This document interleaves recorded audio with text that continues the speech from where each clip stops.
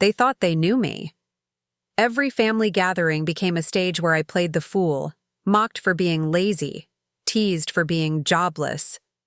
My cousins wore their work badges like trophies, comparing salaries and bragging about promotions, while I sat quietly in the corner, smiling through their jabs. "Maybe one day you'll get serious," my uncle would say, his voice dripping with pity that was worse than anger. To them, I was a burden, a cautionary tale of wasted potential. But what they never realized was that my silence wasn't weakness, it was strategy. I didn't need to prove myself in arguments or defend my choices with excuses. I let them talk, let them laugh, let them believe I was failing. All the while, I was building something bigger than they could ever imagine. Behind the closed doors, they never cared to peek into, I had already planted the seeds of an empire. What they called laziness was actually long nights studying balance sheets, meetings disguised as casual outings, contracts signed while they were too busy gossiping about my so-called failures. The truth was simple. I owned the very company they clocked into every morning, the business they slaved away for, the brand they praised to their friends. They were employees of the jobless fool. The irony never stopped amusing me. They mocked the hand that signed their paychecks. They laughed at the person who controlled the future of their careers. And I never corrected them, because patience was the sweetest weapon. This is not just a story about work or family. This is about perception versus reality, about silence versus truth, and about how sometimes the greatest revenge is not in fighting back, but in letting the truth reveal itself at the perfect moment. Family dinners were the worst. The table, filled with laughter and food, always carried an undercurrent of cruelty directed at me. My chair felt smaller, my plate heavier, because I knew the moment conversation turned my way, it would become a performance, me as the punchline, them as the eager audience. "So," my father would begin, his fork tapping against his plate, "still no job interviews? Still just figuring things out?" The question was framed as casual, but his smirk made it clear. It was a setup for the ridicule that always followed. My siblings never missed their cues. My older brother would lean back smugly, talking about his big promotion, as if he'd just conquered the world. He'd brag about his tiny office with its glass door, acting like it was the corner suite of a Fortune 500 CEO. My sister, no less competitive, would remind everyone how hard she worked balancing her job and her family, slipping in comments about how some people don't even try. And there I was, expected to laugh along, to nod, to accept my place as the family's failure. The cousins chimed in too, never missing the opportunity for sarcasm. "Don't worry," one would say, patting me on the shoulder. "There's always space at our company for unpaid interns." Another would add, "Maybe you can drive for Uber. At least then you'd have something to say when people ask what you do." Their voices were light, but the sting was sharp. To them, it was harmless fun. To me, it was humiliation repackaged as banter. My parents weren't cruel in the same way, but their disappointment was heavier than any joke. My mother would sigh when bills arrived, muttering under her breath about how nice it would be if everyone contributed. My father would compare me to neighbors' children, kids who had landed jobs in banks or government offices, and shake his head as though my life was a waste. The silence that followed those moments was louder than words. Everyday life mirrored those dinners. My siblings flaunted their paychecks, posting photos of new phones and secondhand cars with captions like, "Hard work pays off." They knew, I saw them, and maybe that was the point. They wanted me to feel the contrast, to see their success as proof of my failure. At family gatherings, they'd slip in barbs disguised as jokes. "Hey, can you cover the bill?" "Oh, wait, I forgot." And laughter would echo around me. The injustice of it all was suffocating.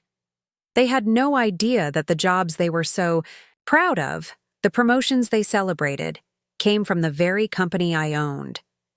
They didn't know that while they mocked me for having nothing, I was the one who controlled everything. I wasn't unemployed. I wasn't broke. I was silent because silence kept the truth hidden until the perfect time, and yet their cruelty cut deep. Nights after those dinners, I would lie awake replaying every word. I'd wonder how people who claimed to love me could enjoy tearing me down so much. I'd feel the sting of their laughter in my chest, the weight of their pity like a stone, pressing me into the mattress. But each insult became fuel, each humiliation another brick in the wall of patience I was building. They never realized how obvious their arrogance was. My brother's promotion was barely a raise, yet he strutted like a king. My sister's constant comparisons revealed her insecurity more than my supposed failure. The cousins who mocked me were barely holding on to their jobs, clinging to small achievements to feel important. And my parents, though their disappointment hurt, had never once asked what I was really doing with my time. They assumed, and I let them assume. What they mistook for laziness was actually discipline. While they wasted their energy climbing ladders someone else built, I was building the ladder itself. While they ridiculed me for not having a boss, I was signing contracts with CEOs. While they celebrated minor promotions, I was preparing for the moment they would learn the truth. That their mocking words had been aimed at the very person who gave them their livelihoods. Sometimes I almost broke. There were moments when I wanted to slam my fist on the dinner table and scream, "I own the company you work for!"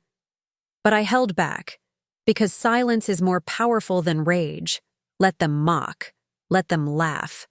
Their cruelty was shaping the perfect stage for the revelation to come. And so, I endured. Every sarcastic remark, every sigh of disappointment, every pitying glance became part of the script. I learned to smile through their ridicule, to appear unfazed while secretly savoring the wrath. Irony. They thought they were breaking me down, but in reality, they were sharpening the edges of my patience. Cruelty has a strange way of revealing people's true selves. My family, who should have been my shelter, became my harshest critics. They turned family dinners into interrogation rooms, small achievements into weapons, and silence into proof of weakness. They mocked without mercy because they believed I had no power, no future, no worth. But what they didn't understand was this. The one who stays silent isn't always the weakest. Sometimes the silent one is simply waiting for the perfect moment to speak, and my moment was coming.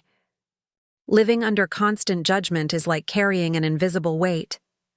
You move through the world as if everything is normal, but beneath the surface, you feel the drag of whispered words, mocking eyes, and the suffocating sense that everyone is waiting for you to fail.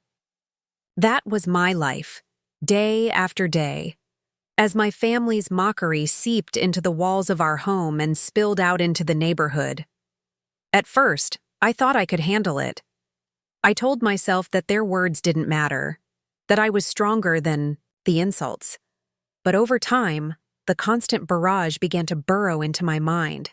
Family dinners left me raw, yet it was the moments outside those dinners that stung the most.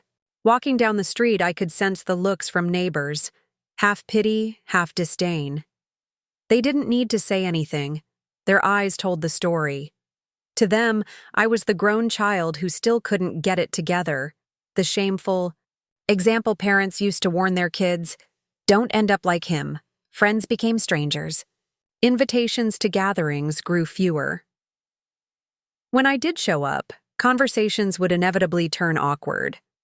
Someone would ask, "So what are you doing these days?" with a polite smile, but I could hear the condescension underneath. If I gave vague answers, they assumed the worst.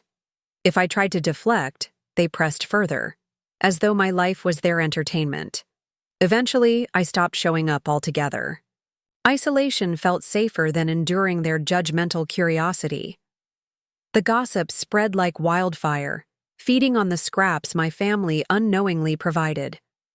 A cousin boasting about his promotion at the same company I owned would casually slip in, "Yeah, my brother's still at home, doing nothing, Neighbors overheard, friends whispered, and soon, my reputation was cemented.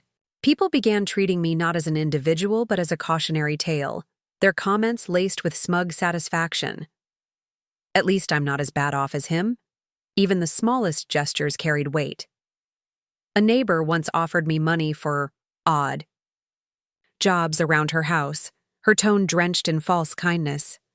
Another suggested I apply for a cashier role at a local store, as if they were handing me a lifeline. I smiled politely, but inside, my pride burned. How could I explain that I didn't need their help, that I had more than enough wealth, that their pity was misplaced? I couldn't. Revealing the truth too soon would ruin everything, and so I endured their judgment in silence. The cruelest part wasn't the words themselves. It was how they began to shape me. I caught myself questioning my worth, wondering if maybe they were right. Maybe I was a burden, a disappointment, a failure. Late at night, staring at the ceiling, their voices replayed in my head like a cruel chorus. My father's sighs, my siblings' smirks, my cousin's sarcasm. They all echoed louder in the silence. Self-doubt crept in, gnawing at my confidence. And yet in that dark space I also discovered something unexpected: composure. Outwardly, I forced myself to remain calm. I trained myself not to flinch when insults flew, not to snap back when jokes were made at my expense. I wore silence like armor, letting them believe it was weakness. Inside, though, I knew it was strategy. Every day I endured their judgment. I grew stronger in patience, stronger in resolve. It was strange, really, the contrast between the world's perception of me and the truth I carried. To them, I was a failure. To myself, I was a hidden architect, quietly building a foundation no one could see. That contrast kept me going. It reminded me that their words weren't the full story. I had something they could never take away: the truth of who I really was. Still, the emotional toll was real. There were mornings I struggled to get out of bed, weighed down by invisible chains of shame. There were nights when tears threatened, though I refused to let them fall. My reflection in the mirror sometimes looked like a stranger, a man tired, bruised by judgment, yet still standing. And in that resilience, I began to see glimpses of my strength. Friends who once laughed with me drifted away, but I noticed something. I didn't miss them. Their absence revealed who they truly were, people who valued me only when I fit their definition of success. Neighbors whispered, but I realized their lives were no better. Filled with petty dramas and quiet failures, they hid behind polished facades. My family mocked me, but even their achievements were fragile, built on paychecks that ultimately flowed from me. The irony was bitter, but it kept me steady. In public, I played the role of the quiet one, the overlooked sibling, the black sheep. In private, I reminded myself of the bigger picture. Their judgment was temporary, my patience was permanent. Their insults were noise, my silence was strategy. They believed they were crushing me, but I was simply letting them tighten the noose of their own arrogance. Every humiliation became a lesson. Every sarcastic remark became fuel. I learned to walk into rooms where whispers trailed me and hold my head high, even if my heart ached. I learned that composure was the sharpest weapon. It disarmed them, frustrated them, left them with nothing to grasp. And I learned that judgment, no matter how heavy, could not define me unless I allowed it to. Living under judgment is never easy. It chips away at you, tests your resolve, makes you doubt yourself in ways you never thought possible. But it also reveals who you are beneath the weight. And as much as it hurt, I began to see that their judgment wasn't destroying me. It was refining me. They saw a burden. I saw a seed waiting to break through the soil. They saw a failure. I saw a story still being written. They saw silence. I saw strategy.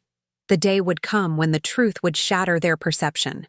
Until then, I carried the weight of their judgment with quiet strength, knowing that every step I took in silence was leading me closer to freedom.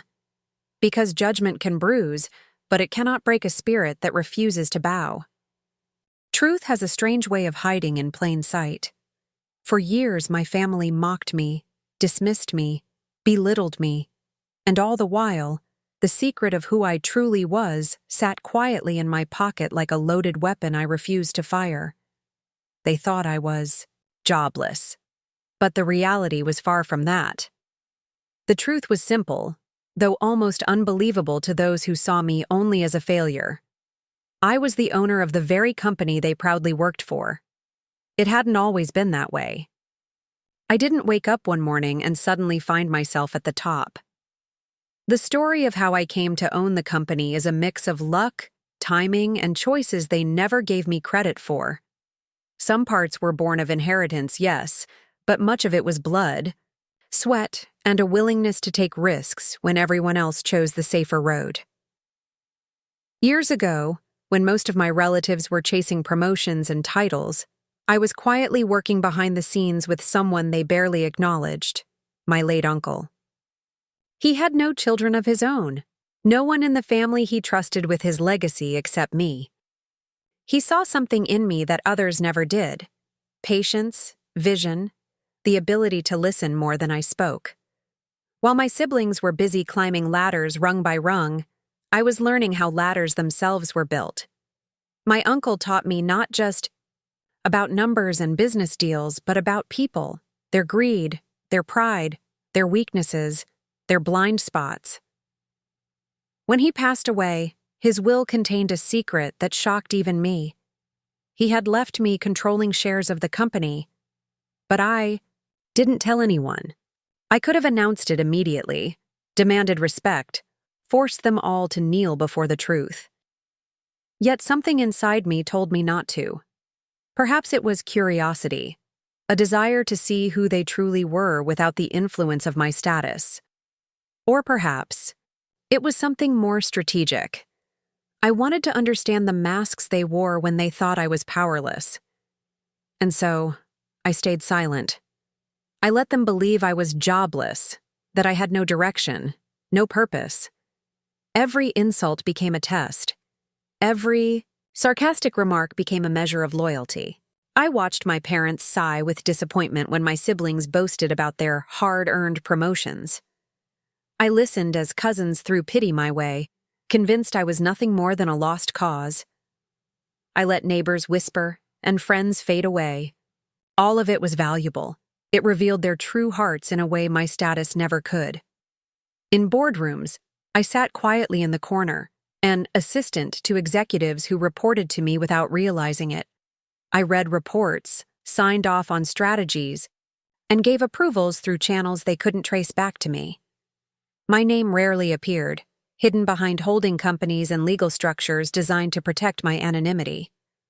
I was invisible by design, and in that invisibility I found clarity. The truth wasn't just about power or ownership. It was about perspective. If I had revealed myself too soon, their behavior would have shifted instantly. The same relatives who mocked me would have bowed their heads in respect.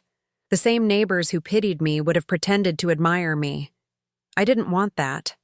I wanted to know who they really were when they thought I had nothing to offer. I wanted to see the raw cruelty of their words, the smug pride of their achievements, the hollowness of their loyalty. And I did. Every moment of silence sharpened my vision. There were nights I almost broke, nights when the weight of their insults felt unbearable, and I longed to shout the truth in their faces, to slam down the company documents on the dinner table and watch their smug expressions crumble into shock. But I held back, because I knew the timing wasn't right.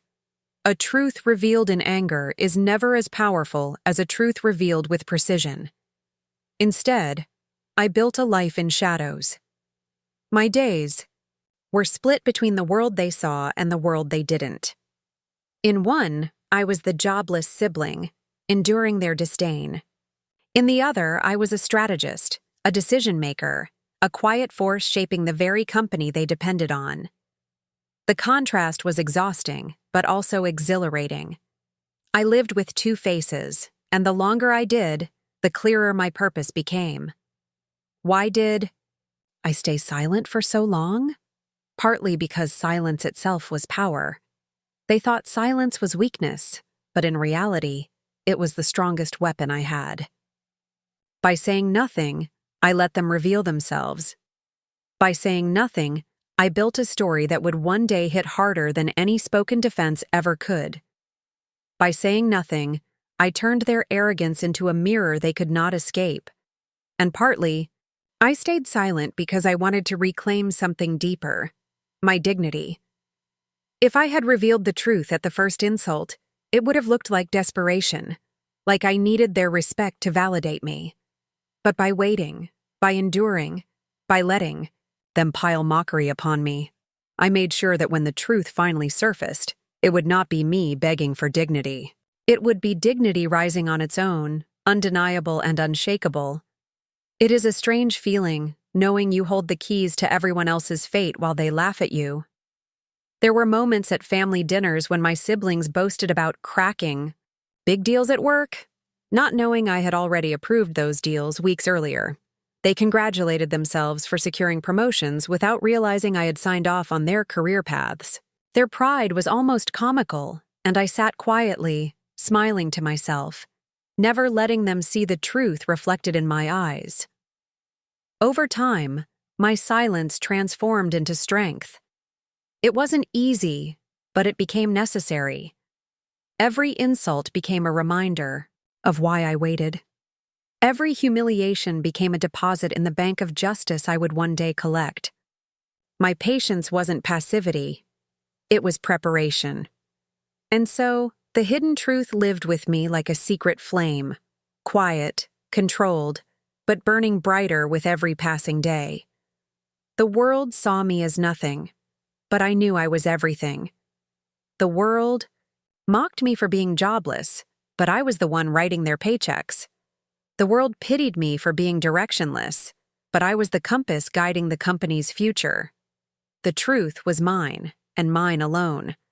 And I held it close, not out of fear, but out of choice.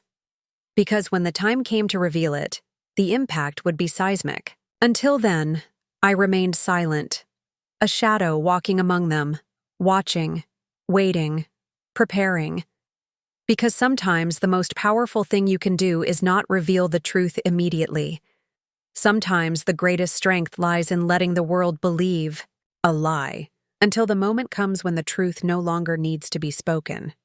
It simply destroys everything on its own. There comes a point when curiosity no longer whispers, it demands. For years I had allowed my family to mock me in the safety of our home, confident they knew the world and I did not. But I wondered, how did they behave outside? At work, where? Masks shift, where status dictates tone, where humility is often performed like theater. Were they the same people, or did their cruelty at home transform into something else entirely? So, one day, I decided to step into their world, not as their sibling or child, not as the jobless failure they ridiculed, but as an ordinary observer. I disguised myself with simple clothes, nothing that hinted at wealth or authority. I signed in at the reception like any guest, blending into the background. The staff had no idea I owned the building, the company, the very air buzzing with activity. For once, I wanted to see them from the ground up, not from the hidden vantage point of the boardroom. Walking through those glass doors was like stepping into a play where everyone had rehearsed their roles. My eldest brother, who at home mocked me for having no ambition, strutted across the office floor with a posture inflated by borrowed authority. I watched him bark orders at junior staff, his voice sharp, dismissive, dripping with a superiority he had not earned. The same man who belittled me for being lazy was in truth lazy himself, delegating everything, taking credit for work he barely touched. I noted how the younger employees flinched at his words, their faces tight with resentment but silent, out of necessity. He wasn't respected, he was feared, and fear, I knew, was the weakest form of power. My sister, often celebrated at family dinners for her professionalism and independence, played a different role here. With those she considered below her, she was curt, dismissive, quick to roll her eyes or cut them off mid-sentence. But when her manager entered the room, a man who, unbeknownst to her, reported indirectly to me, she transformed instantly. Her tone softened, her laughter flowed too easily, her words dripped with unnecessary praise. It was almost theatrical, the way she bent her pride into flattery. At home, she would mock me for being dependent, for living off scraps. But here she depended entirely on the approval of men she thought held her future. Watching her twist herself into this sycophantic performance, I couldn't help but marvel at the hypocrisy. The cousins were no better. One, who never missed a chance to remind me at gatherings that I lacked drive, spent most of his office hours scrolling through his phone, waiting for the clock to move. When his supervisor walked by, he pretended to shuffle papers, typing furiously at a blank document. Another cousin, who spoke of respect and discipline as though he were the standard-bearer of our family's values, gossiped freely at the water cooler, spreading rumors about colleagues in an effort to climb higher by pulling others down. It was like watching puppets on strings, each of them jerking, shifting, posturing, depending on who was watching. They wore arrogance like a badge when facing those below them, yet stripped themselves of dignity when standing before authority. And the irony cut deep. None of them realized that the authority they groveled before, the power they both feared and worshipped, was me. I stood unnoticed in a corner of the lobby as my mother arrived for her weekly volunteer check-in. She didn't work there formally, but she liked to walk through the office occasionally, carrying herself as if she owned the place. She told everyone she came to help out, but I could see her real intent. This was her stage, her chance, to bask in the illusion of importance. She chatted loudly with receptionists, reminding them that her children worked here, weaving her own imagined connection to power. At home, she often scolded me for being a disappointment, for not following the family's example. But here, I saw the truth. She craved reflected glory, attaching herself to titles that were not even hers. As I walked deeper into the building, I overheard conversations. Some staff praised the company's hidden leadership, remarking how decisions were sharp, forward-thinking, and almost invisible in their execution. "Whoever's pulling the strings knows what they're doing," one whispered. I almost smiled at that. They could never guess that the jobless relative mocked at dinner tables was the very architect of their professional stability. But what struck me most was the contrast. At home, my family wore cruelty like armor, using me as their target, their scapegoat, their proof that they were better. At work, their armor shifted. They became flatterers, pretenders, performers in a hierarchy they barely understood. They traded dignity for approval, kindness for dominance, authenticity for masks. And all the while, they thought themselves powerful. Watched my brother gloat to his peers about a project he had led, though I knew he had contributed nothing. The documents on my desk weeks ago had told the real story. A junior employee had handled the brunt of the work. My sister boasted about her networking skills, when in reality, her success hinged on strategies I had silently approved. My cousins laughed too loudly at their superiors' jokes, their eyes darting nervously, terrified of losing favor. They were not leaders. They were actors trapped in roles too fragile to withstand truth. The longer I observed, the clearer it became. Their cruelty at home was not strength. It was compensation. They needed me as a punching bag because it distracted from their own insecurities. They needed someone to look down upon because at work, they were constantly looking up, bending, themselves for scraps of recognition. Their arrogance was nothing more than the flip side of their submission. And yet, as I stood there, invisible among them, I felt no pride. Only a cold, steady understanding. They lived in illusions, and I lived in truth. Their masks might have fooled the world, but not me. And when the time came, I would strip those masks away, leaving them bare before the reality they had mocked for so long. Leaving the building that day, I carried more than observation. I carried confirmation. Confirmation that my silence had been the right choice. That their cruelty was not born of superiority, but of weakness. That when the truth came out, it would not simply surprise them, it would unravel them. Because now I knew. Their power was paper thin, their dignity conditional, their strength nothing but shadow. And shadows, I had learned, disappear when the light finally shines. It was supposed to be a night of celebration. My parents had gathered the family at a grand banquet hall, the kind they loved to rent when they wanted to display unity and success before the world. The chandeliers glowed with golden light. The tables were dressed in crisp linens and the air hummed with laughter and clinking glasses. For everyone else, it was a night to flaunt achievements, to parade promotions, marriages, and milestones. For me, it was another stage set for humiliation. Walked in quietly, deliberately choosing a modest outfit.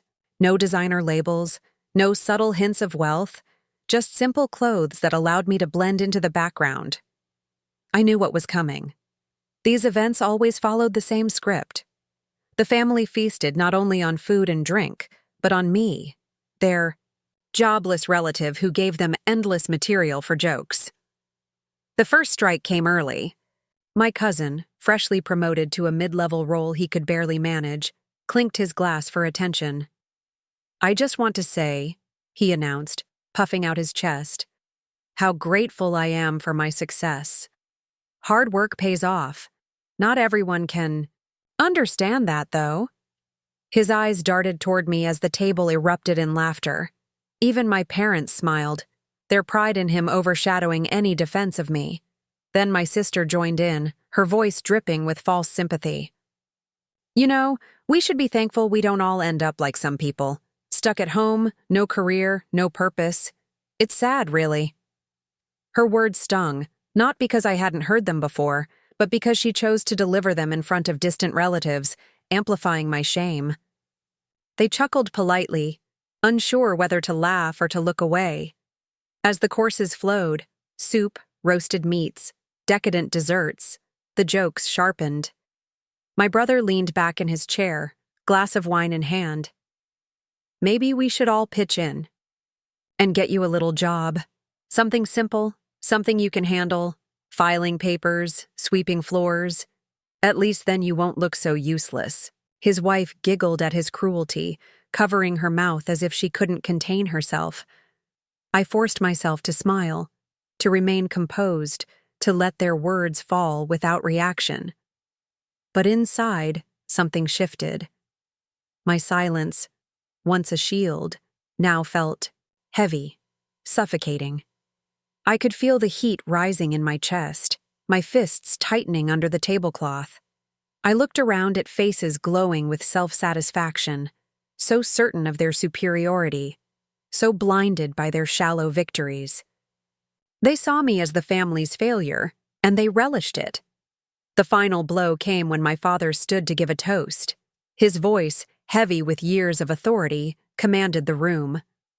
"To my children," he declared, lifting his glass. "All of them have worked hard, made me proud, and honored this family name." He paused, his eyes flicking to me, and then he added with a chuckle, "Well, almost all of them." Laughter erupted again, louder this time, filling the hall like thunder. Even the waiters paused, smirking at the cruel joke. That was it. Something inside me cracked, not in weakness, but in awakening. The humiliation was no longer bearable. I had endured years of mockery in private. But this public spectacle of ridicule, sanctioned by the very man who had raised me, was the boiling point. I could feel the sting of tears pressing against my eyes, but I refused to let them fall. Instead, I sat there, still and quiet, letting their laughter echo like nails hammering into wood. Each word, each smirk, each insult became fuel. In that moment, I made a decision. No more silence, no more patience. The time to watch and wait had ended. The truth they thought would never surface was about to become their undoing. I would not scream. I would not plead. I would not even defend myself tonight. No, my revenge would be precise, deliberate, devastating. I excused myself from the table, claiming I needed fresh air. Outside, under the night sky, the cool breeze washed over my burning skin. My reflection stared back at me in the hall's glass doors, calm, expressionless, but with eyes blazing like embers waiting for flame. I thought of everything I had seen at the company, their arrogance to subordinates, their groveling to superiors, their hypocrisy laid bare. I thought of every cruel word, every joke at my expense, every moment they tried to make me smaller so they could feel bigger. And then I thought of the truth. The contracts in my name, the deeds in my possession, the empire they served without, knowing whose empire it truly was. They had mocked the hand that fed them, and they had no idea. When I returned inside, I carried myself differently. I did not slouch or shrink. I walked with the quiet confidence of someone who knew a secret no one else in the room could fathom. They continued to laugh, still basking in their cruelty, unaware that their stage was about to collapse. The celebration continued, but I no longer felt like a victim sitting at their table. I was the judge, silently preparing the verdict. Their ridicule had pushed me here, cornered me into action, and I realized the timing was perfect. The humiliation that night wasn't just cruelty. It was the catalyst, the spark that ignited the fire I had held back for so long. As the night wound down and the family congratulated each other on their successes, I smiled to myself. They thought they had broken me, but in reality they had freed me. The decision was made. I would reveal the truth. And when I did, it would not be in anger. It would be in power. That night, as I lay in bed, their laughter still echoing faintly, in my ears I felt no pain. I felt anticipation. The boiling point had been reached, and what came next would change everything. The night after the banquet, I barely slept. Their laughter still echoed in my ears, not as a wound anymore, but as a drumbeat urging me forward. For years, I had tolerated their cruelty under the veil of patience, telling myself that timing mattered more than emotion. But now the timing was ripe, and I was ready. No more watching from the sidelines. No more disguising myself as a failure for their amusement. The time had come to show them exactly who they had been mocking all along, but revealing the truth could not be reckless. It needed precision. If I simply announced it in anger, they would dismiss it as an exaggeration, a desperate lie from the jobless relative they enjoyed belittling. My reveal had to be undeniable, carved into reality so deeply that they couldn't spin it, deny it, or laugh it away. And so I began to plan, not just a confession, but a spectacle. The first step was preparation. I dug through the files I had, carefully maintained over the years. Contracts, deeds, ownership certificates. Every document bore my name. Every signature testified to the empire they had been serving unknowingly. As I arranged them in neat stacks, a sense of calm settled over me. These weren't just papers, they were weapons. Weapons of truth, forged in silence, polished by patience. I considered my options. Should I summon them all to the company boardroom? The irony appealed to me. My family seated at a polished mahogany table, surrounded by portraits of former owners, never realizing they were bowing to the current one. Or perhaps I could call them to a family meeting under the guise of discussing household matters, only to walk them into the very heart of the company they thought belonged to someone else. The setting mattered. The reveal needed to carry weight, to strike like thunder on a clear day. I envisioned the moment over and over, their smirks dissolving into disbelief, their mockery curdling into shame, the silence that would follow when the truth sank in. Suspense fueled me. Every detail had to be perfect. I decided on the boardroom. That space was symbolic, formal, authoritative, impossible to dismiss as a personal quarrel. It was the seat of power they had worshipped without knowing it was mine. But before summoning them, I needed allies. Not many, just enough to confirm the truth when disbelief tried to cloud their vision. So I called my lawyer, a discreet man, who had managed my affairs for years. He understood immediately. "You're finally going to tell them?" he asked, his voice tinged with quiet approval. "Yes," I said firmly. "But it has to be done right. It has to be undeniable." He promised to prepare official copies of every necessary document, complete with seals and legal stamps. There would be no room for doubt. Over the next few days, I moved silently, like a shadow. My family carried on as usual, boasting about promotions, gossiping about neighbors, mocking me at every chance. Little did they know that the ground beneath them was shifting. At the company, I instructed my assistant to prepare the boardroom for a special announcement. She didn't ask questions. She had long known the truth of my position. Her loyalty was a quiet reassurance that I wasn't facing this moment alone. Each night, as I rehearsed my words, I felt the suspense building within me. What would I say when the moment came? Should I strike them with blunt truth? "I own the company you work for," or let them unravel slowly, piece by piece, as the documents revealed the story themselves? I leaned toward the latter. Let them stew in confusion. Let their arrogance crumble in stages.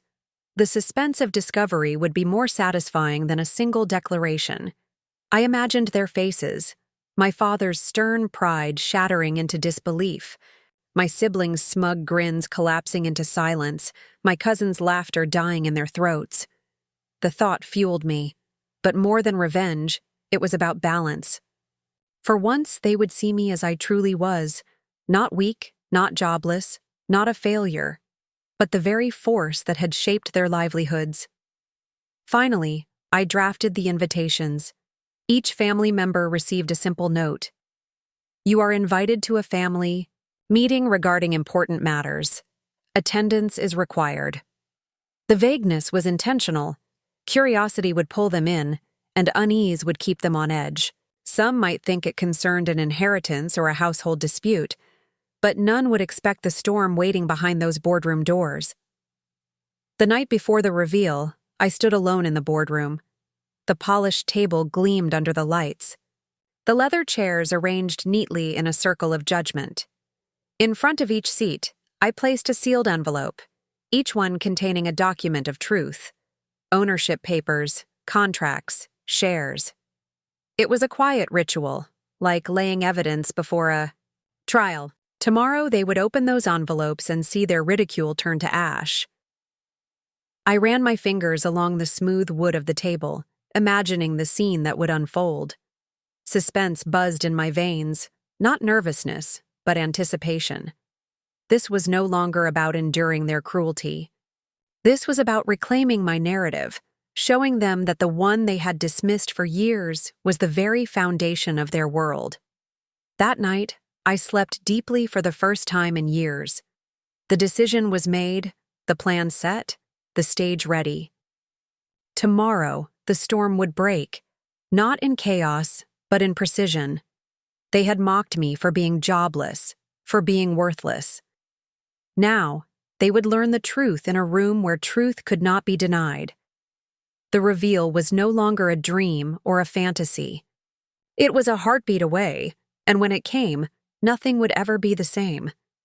The day arrived with a strange stillness, as if the world itself had paused to witness what was about to unfold. The boardroom was ready, polished mahogany table gleaming, high-backed chairs perfectly aligned, envelopes waiting like silent detonators. Sunlight streamed through the tall glass windows, cutting the room into sharp contrasts of light and shadow. It was the perfect stage for truth. One by one, my family entered, confusion etched into their faces.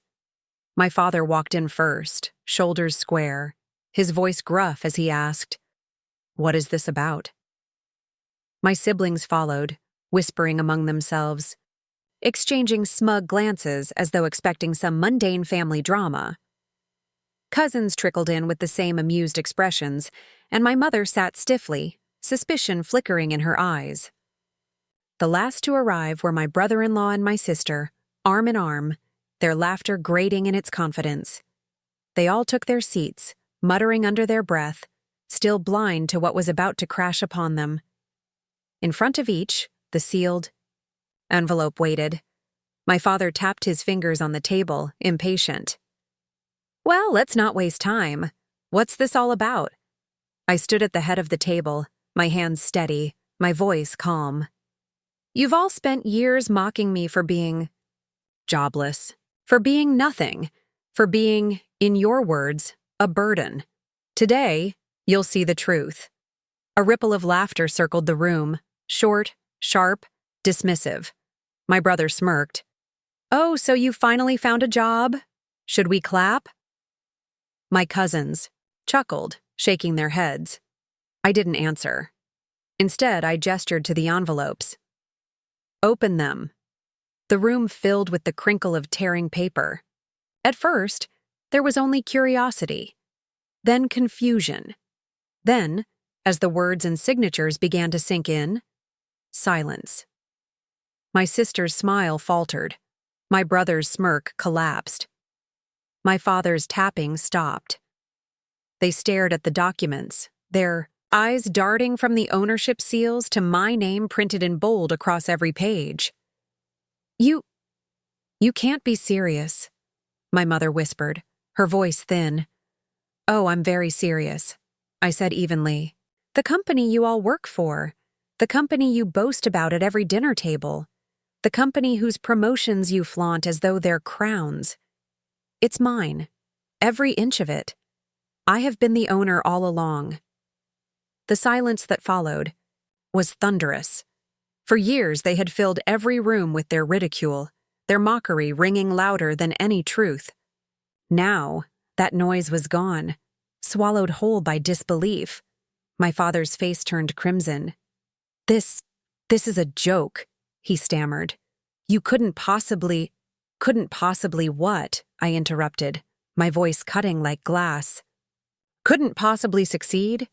Couldn't possibly outmatch the sons and daughters you've paraded before me? Couldn't possibly be worth more than the failure you called me? Look at the signatures. Look at the stamps. That's my name. Not yours. Not theirs. Mine." My brother slammed his fist on the table. "No, you're lying. This is forged. It has to be." But my lawyer, seated quietly at the far corner, finally spoke. "These documents are authentic.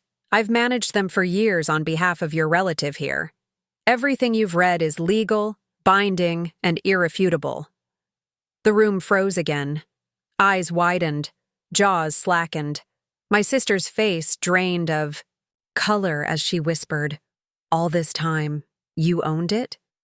"Yes," I said simply. "All this time. While you called me lazy. While you pitied me. While you mocked me in front of friends and neighbors. I stayed silent. And every morning when you went to work thinking you served some nameless boss, you were serving me." Shock settled into shame. My siblings avoided my gaze. My cousins fidgeted with the documents, their confidence bleeding out of them. My father tried to speak again, but his voice cracked under the weight of truth. Why didn't you say anything?" I leaned forward, letting my words land with deliberate weight. "Because I wanted to see you for who you really are. Not the masks you wear at work, bowing to superiors, pretending to be loyal. No, I wanted to see how you treated the one person you thought was beneath you. And I saw enough." The air in the room thickened with tension. My mother clasped her hands together as though praying for the moment to undo itself. My brother's face twitched with desperation, as if searching for excuses that refused to come. My sister blinked rapidly, trapped between disbelief and humiliation. Then came the stammering apologies. My cousin cleared his throat. "We didn't mean it. All those jokes, they were just what?" I cut him off, my voice sharp. Just jokes? Just laughter at someone's expense? Just years of tearing me down so you could feel bigger? Don't insult me further with excuses. My father shifted in his seat, suddenly smaller, suddenly fragile. If this is true, then perhaps we can— No, I said, my voice final. There is no perhaps. There is no rewriting the years. You had your chance to treat me with dignity, and you chose cruelty. Now you know the truth, and you will live with it. The delicious reversal of power pulsed in the room like electricity. For years I had been the silent shadow, absorbing every barb, every sneer. Now the silence belonged to them. Jaws dropped, eyes lowered, pride shattered. I looked around the table, meeting every eye. You see, the greatest irony is this. You mocked me for being jobless, not realizing you were working for me. Every paycheck you cashed, every promotion you celebrated, every order you followed, it all came from me. And now, every memory of your laughter will come back to haunt you. The silence stretched on, heavy and suffocating. Some of them shifted uncomfortably. Others stared down at the papers as though hoping the ink would rewrite itself. But it wouldn't. The truth was permanent, undeniable, carved into their reality. I straightened, my voice calm but resonant. This was never about revenge. It was about truth. And the truth has finally spoken. My father slumped back in his chair, defeated. My siblings sat in stunned silence, stripped of their smugness. My mother dabbed at her eyes, not with tears of pride, but with the bitter salt of regret. For the first time, they were the ones diminished, and I stood tall. The room had flipped. Once, I was the quiet one at the table, crushed beneath their ridicule. Now they were silent, crushed beneath the weight of their own arrogance. The power they had flaunted so casually was gone, and in its place was the unshakable fact that the failure they had mocked was their master all along. As I turned to leave, I let the words fall like a final strike. You thought I was beneath you, but I was always above you. And now, you'll never forget it. And with that, I walked out of the boardroom, leaving behind a silence so thick it could drown them. The revelation was complete. The boardroom emptied slowly, but the silence clung to them like smoke after a fire. Each step my family took was heavier than the last, as though they carried the weight of every insult they had ever hurled at me. For once, their laughter had vanished. The sharp barbs that once filled our dinners, the snide remarks that shaped my days, all of it dissolved into uneasy glances and awkward silence. The first to break was my brother. Once so loud, so arrogant, so proud of his minor promotions, he stumbled toward me outside the boardroom, his voice trembling. Look, I didn't know. If I had known, I never would have— I raised a hand, silencing him. Exactly, you didn't know, and that's the point. You shouldn't need to know someone's power or position to treat them with basic respect. The way you treated me is who you are. His face crumpled, a mixture of shame and panic. For years, he had strutted like a peacock, drunk on the small power he thought he held. Now, that illusion was gone. My sister tried next. She approached cautiously, her voice sugar-coated, dripping with sudden affection. Brother, we were just teasing all these years. You know how families are. We didn't mean any harm. I turned, my gaze toward her, steady and unyielding. Teasing? You humiliated me in front of guests. You called me worthless at family gatherings. You wore your promotions like crowns while pointing at me like I was a beggar. That wasn't teasing. That was cruelty. And now, you must live with the knowledge that every insult was directed at the person who signed your paychecks. She flinched at the words. Her carefully polished confidence crumbled into stuttering silence. My parents were the hardest to face, yet the easiest to see through. My mother wept softly, tears of shame streaking her face. My father stood stiffly, his pride battling his guilt. He had been the loudest voice calling me a failure, the most persistent in comparing me to better sons of distant relatives. Now, his voice was gone. He cleared his throat once, twice, but no words came. For a man who prided himself on authority, silence was the sharpest punishment. "Do you see now?" I asked, my tone calm, almost gentle. Respect isn't earned by belittling others. It isn't shown by mocking those you think are beneath you. True respect comes from character, from kindness, from loyalty. And all of you failed that test. They lowered their eyes, shame washing over them like a storm. The aftermath stretched beyond that day. At family dinners, the atmosphere shifted entirely. Where once there had been laughter at my expense, now there was unease, silence broken only by clinking silverware. My siblings no longer bragged about promotions. They avoided discussing work at all, as if speaking of it might remind them of the truth they could not escape. Neighbors who once joined the chorus of whispers about me now looked at me differently.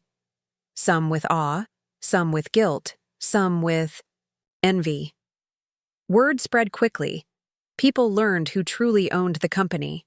And with that knowledge came a shift in power that rippled through every circle my family belonged to. My relatives, who had pitied me, no longer dared to offer their empty condolences. Instead, they struggled to meet my eyes, as if my gaze alone could expose their hypocrisy. The cousins who laughed at me now stumbled over their words, their arrogance drained. Where once I had been their punchline, now they stood stripped of their superiority. At home, the power dynamic was undeniable. My siblings, once so eager to dismiss me, now tread carefully around every word. My parents, once so quick to judge, now hesitated before speaking.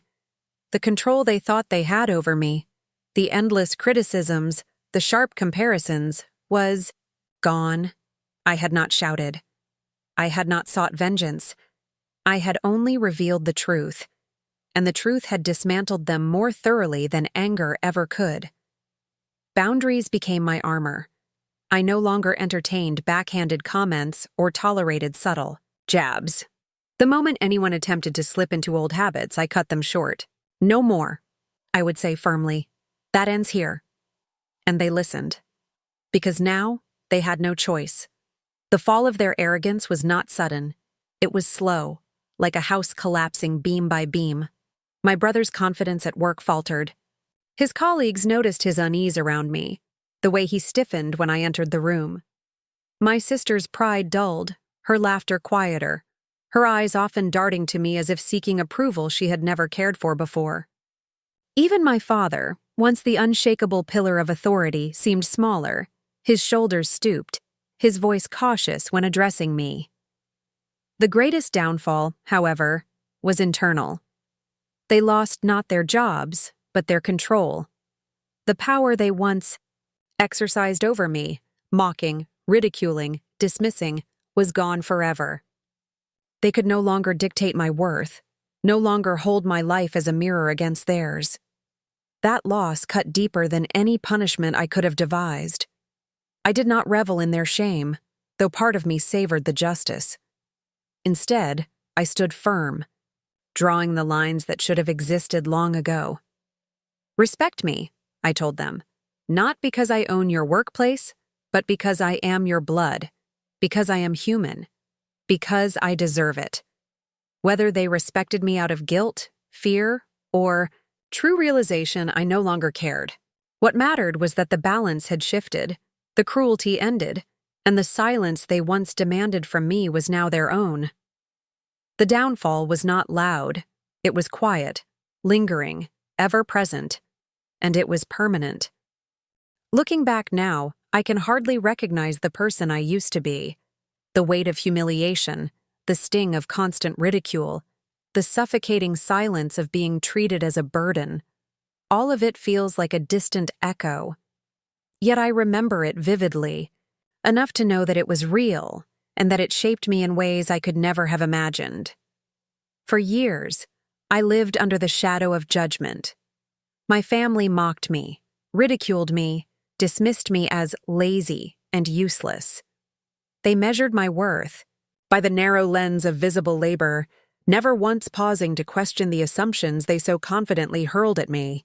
Every sarcastic remark, every cruel laugh, every comparison to others, it was a knife that carved deep into my self-worth. And yet, I endured. I endured because I knew something they did not. I knew the truth. The truth that I was not a failure, but the silent force that held their world together. The truth that while they scorned me at the dinner table, they unwittingly depended on me at their workplace. The truth that every paycheck they cashed bore my signature, every promotion they flaunted existed because of the company I owned. I had been painted as the weakest among them, yet I was the very foundation of their security. There is a strange irony in that kind of hidden power. On the surface, you appear powerless, yet beneath it all, you carry a strength that could turn everything upside down in an instant. I often wondered during those long nights of isolation why I remained silent. Why not reveal it sooner? Why not strike back when the cruelty was fresh, when the pain was sharpest? The answer lies in patience. I needed them to reveal who they truly were without the filter of power, without the shadow of wealth shielding me. I needed to see how they would treat someone they believed to be beneath them, because that is the truest test of character. And they failed that test, time and time again. In their laughter, I saw arrogance. In their insults, I saw cruelty. In their comparisons, I saw insecurity disguised as superiority. Silence became my weapon. Every insult I absorbed was fuel. Every humiliation was a lesson. I was not powerless. I was preparing, waiting for the perfect moment, when the truth would not only liberate me but shatter the illusions they had so carefully built. And when that moment came, it was more powerful than any outburst could have been. The revelation cut through their arrogance like glass shattering on stone. The shock on their faces, the silence that replaced their taunts, the dawning realization that they had mocked the very person who made their lives possible. That was justice. Not revenge, not vengeance, but justice. What followed was not just their downfall, but my rebirth. For the first time, I no longer carried the burden of their judgment. Their voices, once so loud in my head, became whispers lost in the wind. Their scorn no longer defined me. Their pity no longer touched me. I stood tall, not because I had finally proven myself to them, but because I had proven to myself that I was never the failure they claimed. I had always been enough. In those quiet moments after the storm, I reflected deeply on what betrayal and cruelty had taught me. The lesson was harsh, but invaluable. Never allow others to dictate your worth. People will measure you by their own flawed scales, projecting their insecurities onto your life. If you bend to their judgment, you lose yourself. But if you hold your silence, guard your truth, and wait for the right time, you can rise stronger than ever. Another lesson was about power. True power does not always roar, it often whispers. True strength does not need validation, it exists even when unseen. My family believed that power came from flaunting promotions, from comparing salaries, from visible signs of success. But real power came from patience, from restraint, from the quiet confidence of knowing the truth and waiting for the world to catch up. And perhaps the greatest lesson of all was about respect. Respect is not a favor given to the powerful. It is the minimum owed to every human being. My family failed to give me that respect when they thought I was jobless, and in doing so, they revealed the fragility of their own character. When the truth emerged, their respect suddenly appeared, but it was hollow, born of fear and shame. Respect that must be forced is no respect at all. And that is why I set boundaries. making clear that I would never again tolerate cruelty masquerading as family love. As I stand here now, I no longer see myself as the jobless sibling, the failure child, or the pitied relative. I see myself as the architect of my own destiny, the silent pillar that outlasted mockery, the survivor who transformed humiliation into strength. I am no longer defined by what they said. I am defined by what I chose to do. To anyone who has endured what I endured, I say this: do not let their words cage you. Do not mistake their laughter for truth. People will mock what they cannot understand, belittle what they cannot control, and dismiss what they cannot see. Your worth is not theirs to decide. Hold on to your truth, even in silence. Because sometimes, silence is not surrender, it is strategy. And when the day comes that your truth is revealed, it will speak louder than all the mockery in the world. My family thought they broke me. They thought their words defined me. They thought their laughter was the final verdict on my life. But they were wrong. They were blind to the truth that had been right in front of them all along. They thought I was nothing without a job. Yet all along, I was the one signing their paychecks.